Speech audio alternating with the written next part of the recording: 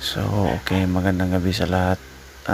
Nag-test tayo sa QU16. Nung una, yung sabi ng customer, bigla lang nawala yung power. Tapos, pina-repair sa iba. Meron ng power, pero wala namang audio output. So, ang ginawa kasi nila nung unang tech, binaypass, ginamitan ng 3-wire. So, yun, binalik natin sa original. So, ito na, gumagana na siya. Meron na siya audio out at tsaka power all working. Back to original lahat po.